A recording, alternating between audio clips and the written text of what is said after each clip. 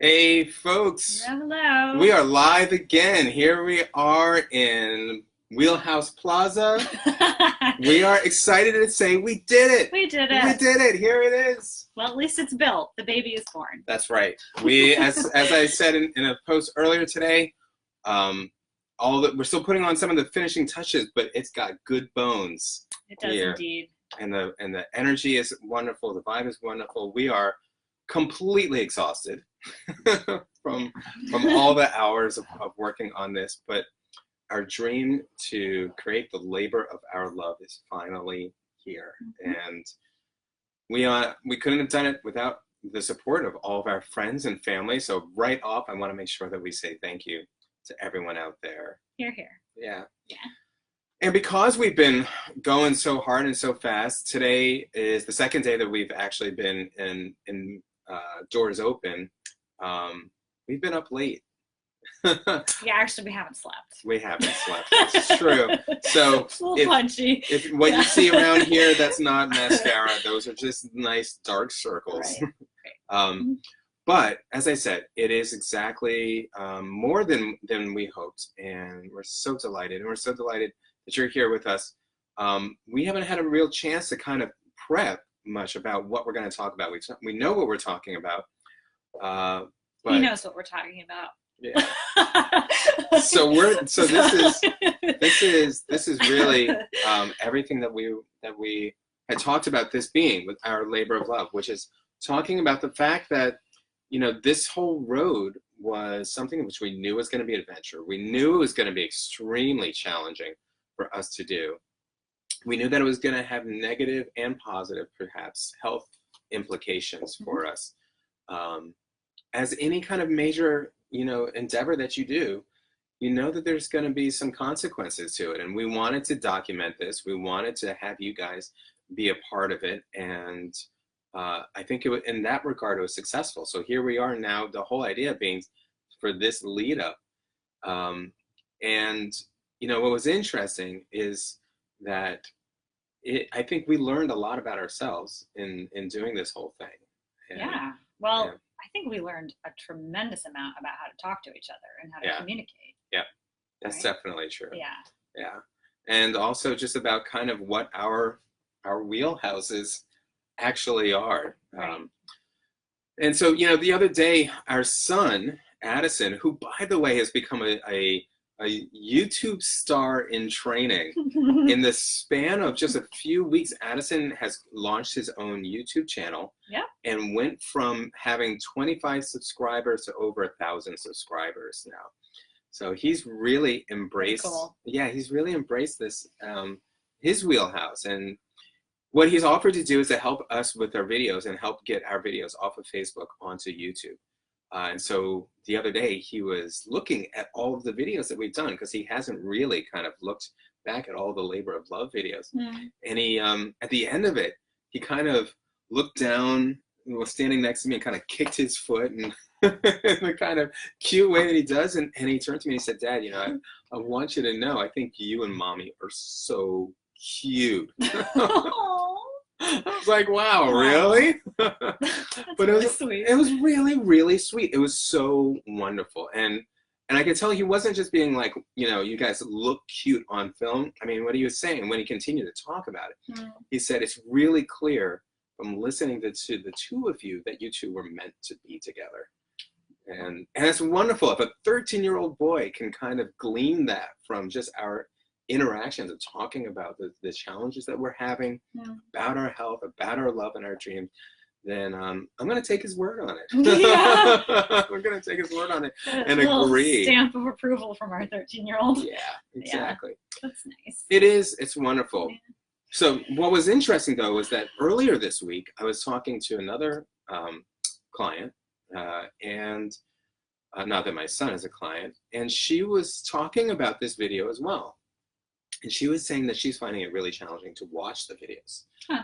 And the reason why, she says, because you guys are so in love and you're so cute and it's all so perfect that it it makes her feel bad because they're not that way. And I was like, wow, I had no idea that was coming across, because the whole idea was to show Half the time we were yelling at each other before we even started. Yeah, I mean, you know, it's like, no, we are about as real as it gets. And, you know, this whole thing was supposed to be about showing the vulnerabilities and showing the challenges and the reality of being in a relationship and being in a family and being in your own human skin and trying to deal with these issues. Right. So it was really interesting to kind of hear her perception of that. And I had to correct her right away on it, that, you know, that's not why we did this. But as I said, it was about helping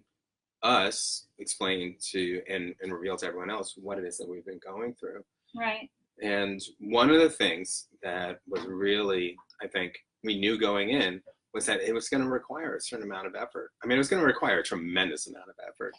Yeah, I mean, and the only thing that's running through my head now, because I'm so in love with the space, I'm so in love with the idea of Wheelhouse, about providing one location where people can come and get this kind of all-encompassing love and care, and come and heal and be part of somebody walked in the other day and said, this is a heart space. And I was like, it is. This really is, we're trying and making the attempt at creating an environment where people can really come and heal and find themselves and find their new path and find their new life within being a healthier person. And it's just work that feeds me, and it's work that I believe feeds you. Absolutely. And we're just so super psyched about it. And it also feels, frankly, like we just had a baby. Right. Because it's like, here it is, we have our space, and now what do you do? Yeah. Like, I remember after having Addison, I remember thinking, well, I wasn't really a babysitter. Like, I wasn't the babysitter type when I was younger, and I'd never changed a diaper. And then we had a baby, and it was like, well, I'm a very maternal person, but I've never changed a diaper, so I don't really know what to do. I'm having a little bit of that this week. Yeah. Right? So, you know, postpartum. Today our phone rang, and one of our new front desk manager figured out how to put the phone on hold, and I was like, yes! Score! We have hold music. I was like, oh, and it tells you when it's been on hold too long. That's also important. So, So, you know, we're so excited. And we're a little bit worn out, and we're a lot worn now out. Everybody just needs to come see us. Right. Come see us. But you know what? You made a really interesting analogy, which was like having a baby. And one of the things that I watched you do when you were pregnant was prepare. And, you know, I saw like you really be conscious about the food that you ate and about how you're using your energy and how you're using your time. And it's like you entered into it with a certain prepped consciousness. And I think that's what I really want us to kind of talk about today, right? Is how do you prepare for things like this? Because I know there's other people out there who talk to me and said, I want to do something like this, you know, and how do you even begin? How do you create the space internally, forget about externally, internally, for doing something like this? That's a hard question. Well, so here's the thing. Here's what I want to know. First of all, we knew that we were going to have to kind of basically have lightning in a bottle in order to create this, right? And whenever I talk to a doctor, or I talk to a lawyer, or anyone who's gone through like one of those major schoolings, having witnessed you do it, I know that you have like this certain type of mentality, this certain approach that's unlike anything else, you know, and it's like something allows you to just keep pushing through the whole thing. And it's unbelievable. And whenever I talk to them afterwards and ask, you know, how did you do it? They usually just kind of say, like a Nike commercial, they just did it. But the interesting thing is that when they try to replicate it again later in life, they can't. So I'm interested in knowing, lightning in a bottle, how is it that we do it? And why is it that when we are just going through our daily living experience, that's exhausting enough? Right? Like, I mean, just kind of going through the day and just doing the stuff that we need to do seems by the end of the day, maybe not exhausting, but I'm definitely done by the end of the day, you know, of parenting and doing work and everything else. And this was so much more. And yet I still feel like at the end of the day, there's some energy for being able to do the things we do. Somehow we rise above. Sure. So my question to you, Doc, well, I'm not a normal case. Yeah. So that's why I love you. What I want to know is energy. it's like, how is it that we are able to, at times, get senses or get kind of understand what our limits are and find additional energy? I mean, I know I find it from Starbucks, but that's not the type of energy I mean. I mean, it seems like there is a way that we have an ability to kind of pull up extra energy. So I don't know if you have any insights about where that comes from. I don't know if what I want to say is, I don't know if I'm the right person to ask. So maybe we should have talked about this. I think you're definitely the right person for this.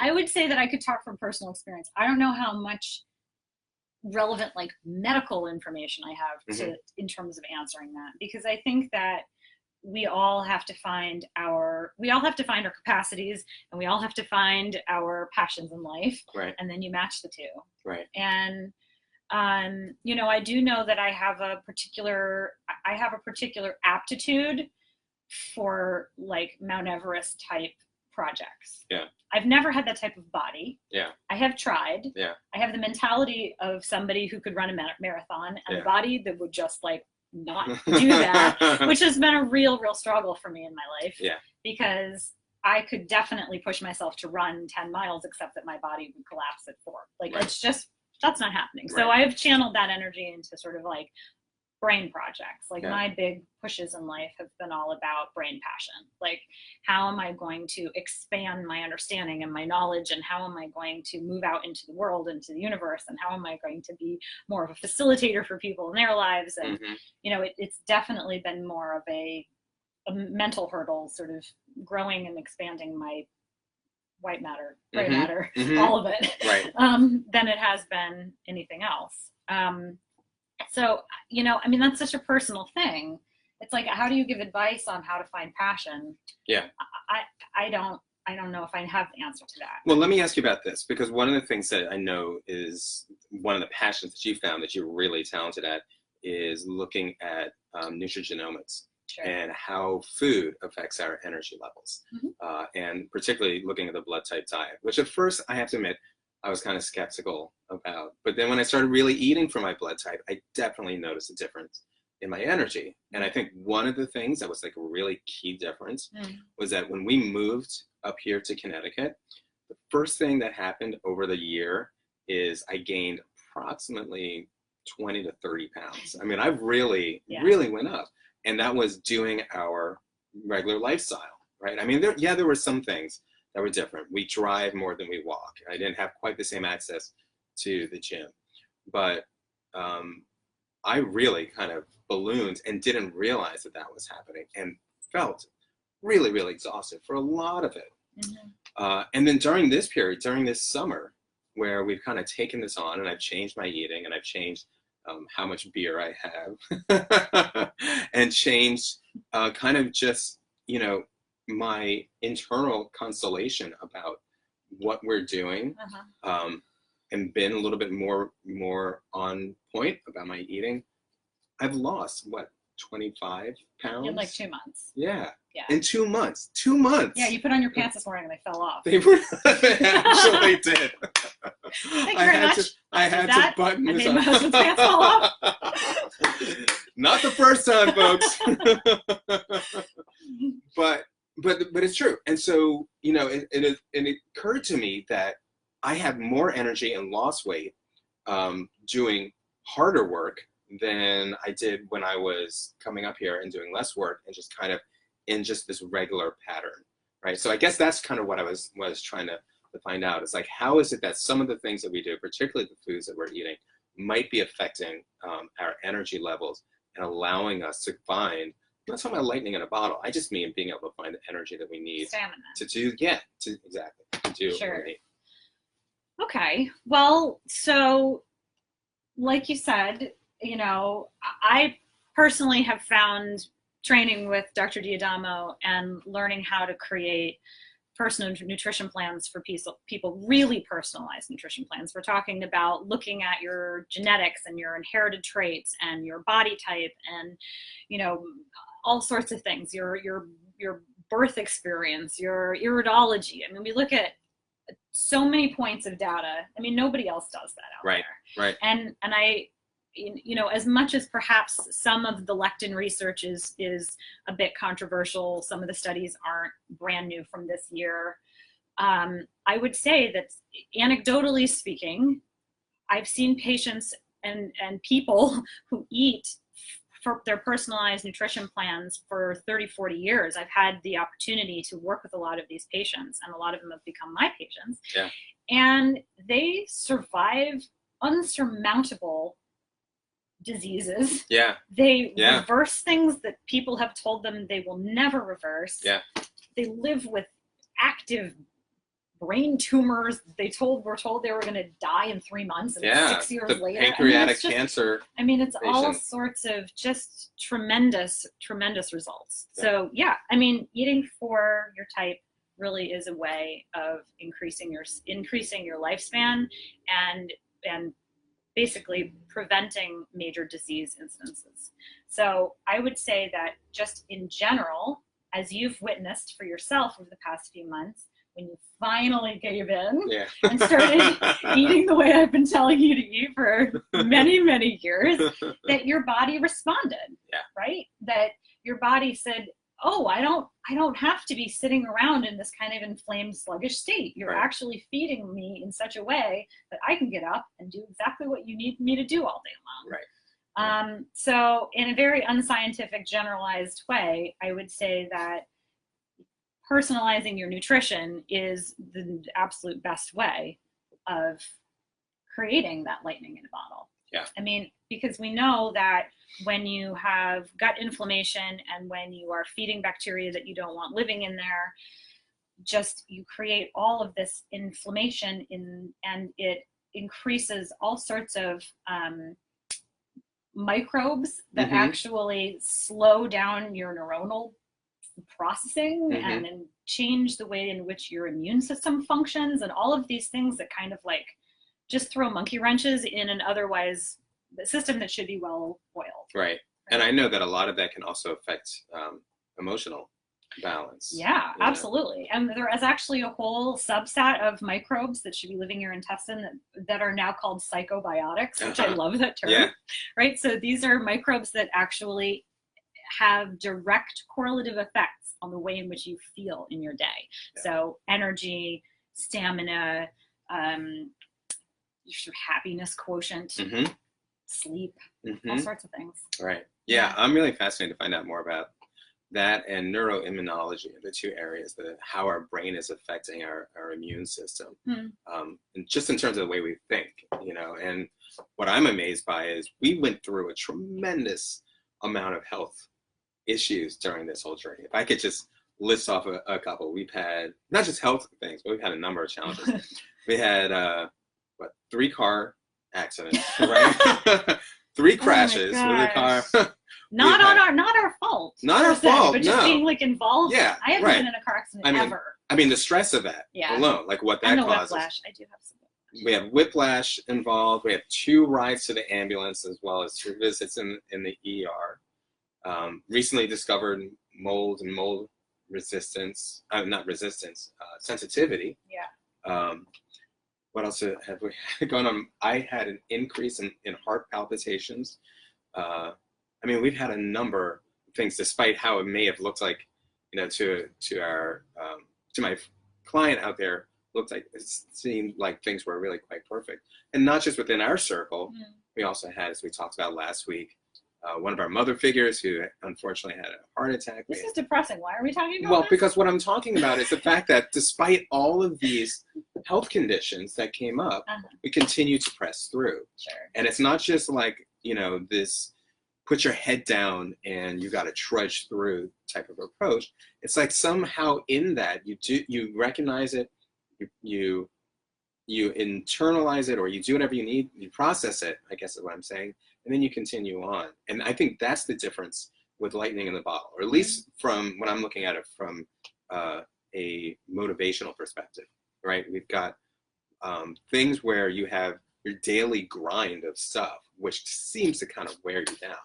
One of the things that I talk about with clients often is how we have what's called ego fatigue, right? Where we just kind of having to make decisions every day, all day, small decisions. So that's the same as like goodness fatigue or like what, compassion fatigue? No, but I'm not thinking of compassion. I'm trying to think of the word for it. But it's like you can only make a certain number of like good decisions in a day. Virtue fatigue. Yeah. That's what you're thinking of. Yeah, goodness. Exactly. Ego fatigue. It's the same thing. Yeah, and that's because the prefrontal cortex of our brain, that frontal lobe. Sorry about that. Technical difficulties, which is what will happen, right? To us all. To us all, which is part of it. So anyway, I was talking about. I hope everyone manages to find the second part. I was talking about just kind of the fatigue we go through, the not compassion fatigue, but ego fatigue, which is when we just keep making decisions all day long, and we kind of wear down our ability to make good decisions. And so then when we need to later make a good decision, like at the end of the day, after you've worked through the workday, when it's at the end of the day and you now need to make a decision about what do I eat, you often make the poor decisions. And it's because you've used up essentially all of your ability to make those, those positive decisions. I have personal experience with this because I'm like a seriously gluten-free person. Yeah. But even still, I know a lot of people who have active celiac disease who still can't stay away from gluten. And I will tell you that what I've noticed for myself and what I do start to hear my patients say is that what's different about personalized nutrition is that you feel so much better that it's almost like, well, why would I do that to myself? Right. Because I know I'm not going to feel good. Right. And I know I'm going to get up tomorrow, I'm going to feel like I have the flu. Or I know I'm going to get up tomorrow and I'm going to cry all morning because I just feel so off and blue. Or I know I'm going to have constipation for the next week. And sometimes you don't even notice, you don't even like, it may not be that direct. Like you might not say, you may have always had just absolutely perfect bowel movements. You know, like, well, I have no problem with food. I can eat anything I want. But then you go and you change to a personalized nutrition sort of way of life. And 6 months in, you're like, I had no idea my skin could look like this. Or I had no idea I could feel this happy in my life. Or I had no idea I could actually do deadlifts at the gym. Or whatever it is, you actually start to live a life that is kind of priming you for a sort of the next level of success, in a sense. That doesn't sound too strange. No. And so then the motivation carries itself through, and it's much easier to not fall off, so to speak. Right. It's also not a diet. Right. It's not a diet. Well, it's diet as a noun, not diet as a verb. Right. Which exactly. And there is a major important difference. Because I do think that a lot of personalized nutrition, or at least blood type, were the only ones that had comparisons done, right? So really wackadoo studies and things, but where they're like, oh, well, you know, patients can eat pizza because they can eat pasta, they can eat wheat, mozzarella cheese, and tomatoes. So let's study a patient who only eats pizza for 2 months. Right, because that makes sense. Right. I mean, it's just whatever. But what was I going to say?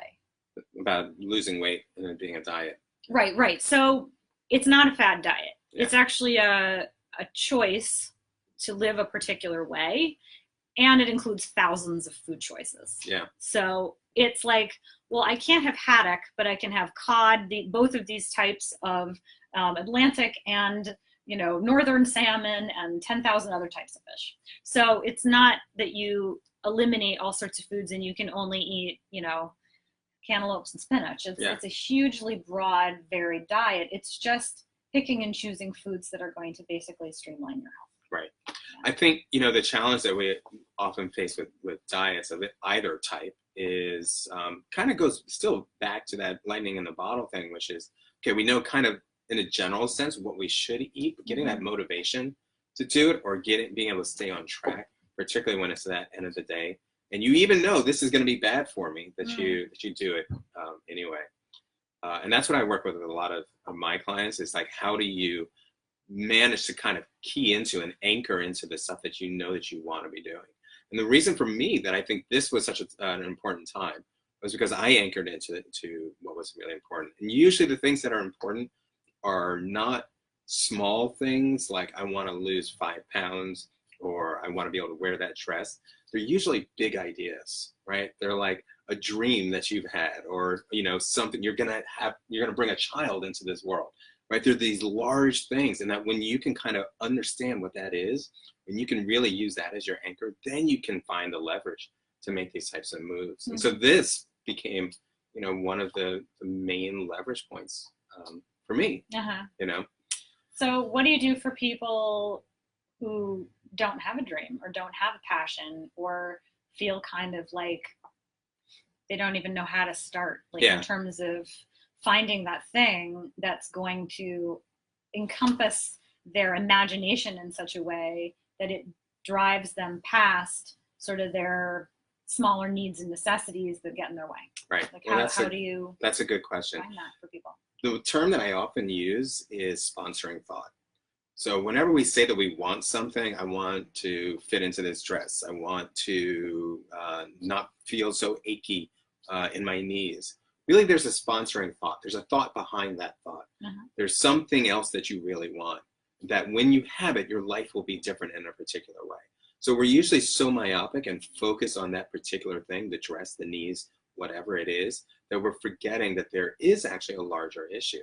So I start off by saying, you know, well, what is the idea behind that? What is the quality that you're looking for? You might, yes, you want to not have your knees hurt, but what quality will that bring you? Words like ease, peace, freedom, these start to kind of come out of the clients. And then we start to talk about, well, how is your life going to be different when you're really free, when you have an easy life? And then you can see their eyes start to light up because they start to imagine it and they start to describe it. And then that becomes the big picture. And it's not to say that the big picture has to be a center or bringing a human being into the world, but that there is a larger idea that we're trying to achieve. But because we're so ingrained in our day-to-day experience, we often lose sight of what the big picture idea is, which I think if we were living in caveman eras or even in early, you know, simpler times, we would be much more in touch with that. But because of technology, because of the immediacy of our communication, because of the amount of demands and stress on us, I think we often lose touch with that bigger picture. Well, I mean, we also just get a tremendous amount of mixed messages in our world too. So, you know, I mean, I remember when I was in high school and thinking about where I wanted to go to college, one of my parent figures was like, I think you should be an architect. And I was like, I guess I should be an architect. Right. And I spent all these years in architecture. I spent all these years in architecture school, and I absolutely, I like the drawing part and the design, but I absolutely hated the profession.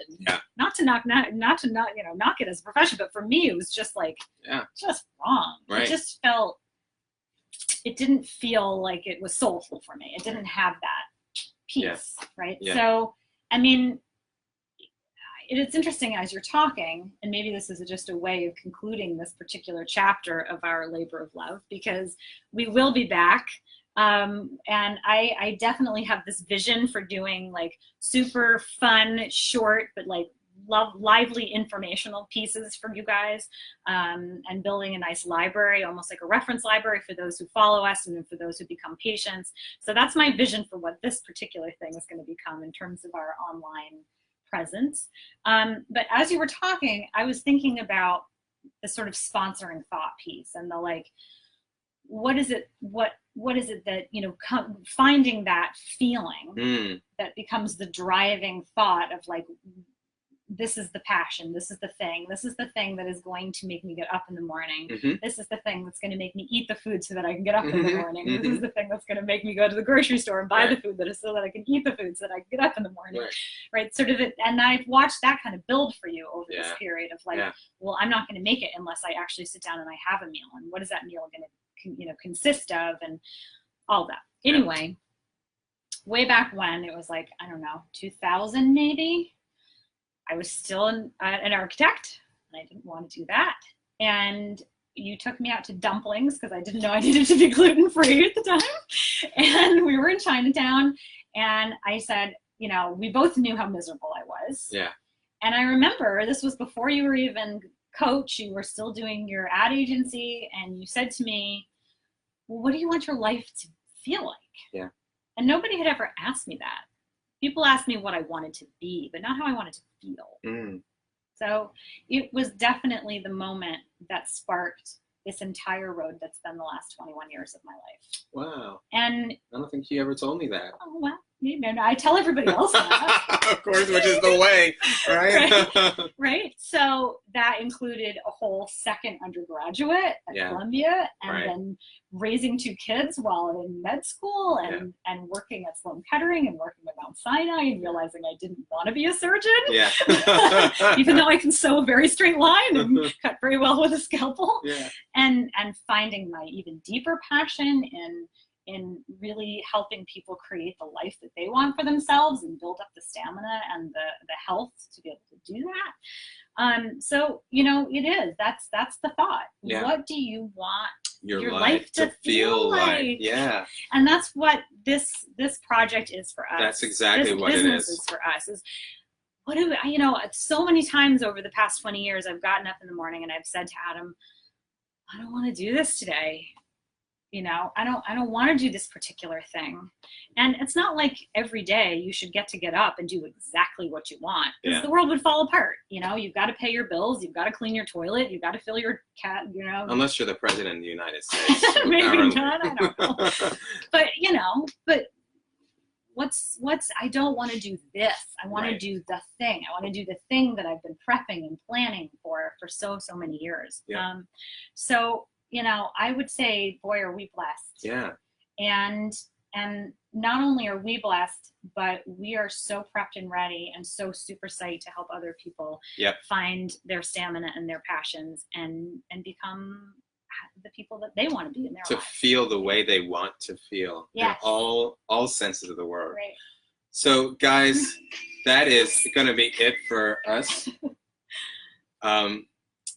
Thank you so much. This is not, however, I think, going to be the end, as you just said. This is going to manifest itself into some whole new thing that you get to or have to watch. Well, I think honestly, it's our labor of love, and we've talked about it. I think we're going to just keep going with our labor of love. One of the feedback that we got from you guys is the timing doesn't work. And I understand that. I'm really sorry. Yeah, it's a weird time of day to do it. It was a weird time of day, but 2 o'clock at first was when everyone said they were on lunch break. Now people are saying they'd like to see us after work. So we're going to move to 6 p.m. on Tuesday. Same day, 6 p.m. Same day, 6 p.m. Same beautiful smiles, 6 p.m. So we're looking forward to seeing you. We're going to keep going, and I want, hopefully, we're going to see the next generation of this, as Tegan was saying. We've got some amazing other practitioners who are working with us here, who you've yet to meet. We have some mentors for both of us who you have met yet to meet. And we have some new topics and ideas. But I think the thing that definitely resonates is that we are talking about what's going on for us and finding out that a lot of that stuff is going on for you guys as well. Mm-hmm. And so while we can talk about what our professional wheelhouse is, I think our best wheelhouse is life and being able to kind of talk through that. So thank you for sharing our bit of life for these past few months. And we are looking forward to going forward. Seeing you again next week, 6 p.m., same place, Wheelhouse Plaza. Wheelhouse. Bye, guys. Bye. See ya.